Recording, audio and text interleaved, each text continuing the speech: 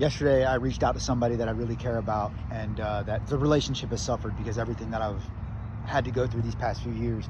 And I reached out to them, and I sent them a voicemail, and I went back and listened to what I sent because I was just speaking from the heart. And it's somebody I care about, like I said. I want to share that. I'm going to make that public because, first of all, it's the God's honest truth as I see it from my perspective. And I believe it could potentially help investigators that should be investigating this case by now. Good investigators. I know there were some dirty ones, but and hopefully help bring some resolution to this. Normally I'm a very private person. I feel like I've been forced to make things public because of my circumstance. I'm a terrible typer. I'm good at speaking. So I figured I would just go ahead and send you a voice message. But, all the horrible things that happened to me, I believe, are far beyond even your mother or papa or even my sister, which I believe it was born from, all of her. Rachel has some very deep insecurities, mainly attributed to her weight, I believe, women and their weight. And because of her insecurities, I believe she instigated most of what happened to me. But even beyond her, from a very deeply philosophical perspective, I believe that what happened to me was because I hold on to extremely ancient knowledge and wisdom that was provided to me, an experience I had over 12, 13 years ago now. I was 33 years old when I experienced what is called in the East as a spontaneous Kundalini awakening. It was the Jews, it was the Gnostics, ancient Essenes. It was known as, there is no name under heaven whereby ye may be saved except Jesus Christ and then crucified. All of these ancient traditions are explaining what I was lucky enough to experience spontaneously. And I believe I was able to have the experience because I was, at that time in my life, I was trying to be, I don't know if all of us do, but I was trying to be the best I could be. And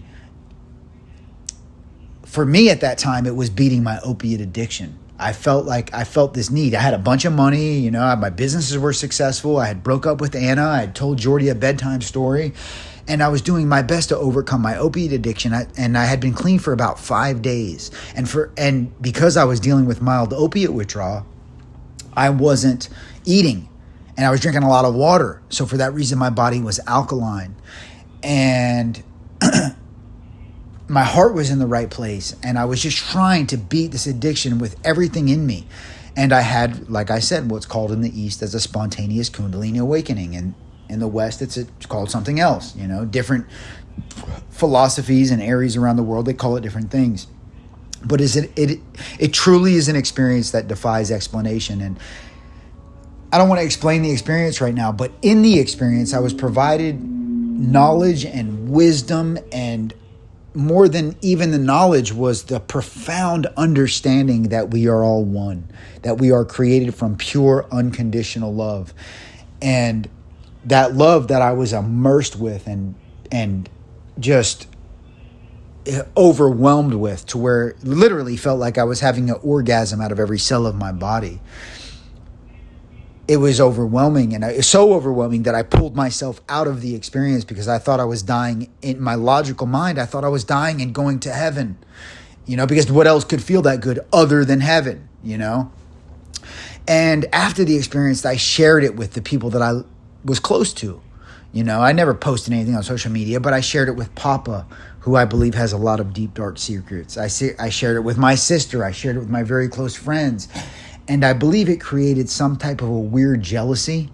And that jealousy somehow escalated up the ranks and allowed very powerful people in very powerful positions within our city and our county to come after me. I don't have it all figured out yet. I'm not claiming to. I'm on like we all are, we're all on a journey of self-discovery.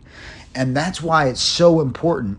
Your astrological disposition is so crucially important to understanding your own strengths and weaknesses. Because when you understand the archetypes that are controlling you, and people are so mistaken these days when they say, oh, I did a research on my company because the sun sign is Sagittarius, and Sagittarius we're so much more than just our sun sign. We are, there's the big three, And it's a science. Like chemistry is a science. It's not just your sun sign. There's many aspects to it, but it is the most ancient philosophy that there is. And it's very important to self-development. And I've been on this path for, like I said, even before I was 33 years old when I had this experience. I believe that's what led to the experience, but especially since then. I've been on this path of trying to understand who I am, where I came from, and where I'm going. And that's been my primary focus in life beyond anything, way beyond money or even any relationship with another person. It's always been about the relationship with myself first, because I was trying to understand myself, and that's kind of what I believe led to all of this. But like I said in the text message, I do believe in the goodness of people. I truly do. My federal case and beyond, whether, because we all have good in us. We do. That we're made from pure unconditional love. I was shown and provided that information in my experience when I was 33 years old in ways that are very difficult to articulate, especially through a damn voice text message. You know what I mean? One day when we can rebuild our relationship and you're having this baby now, and we definitely will, I'll try to explain and articulate, what I'm trying to put through this message right now in a better way. But we come from pure unconditional love. We experience separation from that so we can learn to manifest through our fear from what I believe to be the evolution of consciousness. And a lot of this is deeply philosophical information. But like I said, I can't stress it enough. It's very, very important to know your astrological disposition, which is the reason secret societies and corporations like Purdue, Brandon, Fielder, Collins, and Mott, who were ran by people with the knowledge, they denounce astrology because they understand astrology is very powerful when you understand the science, and they don't want the people having the power.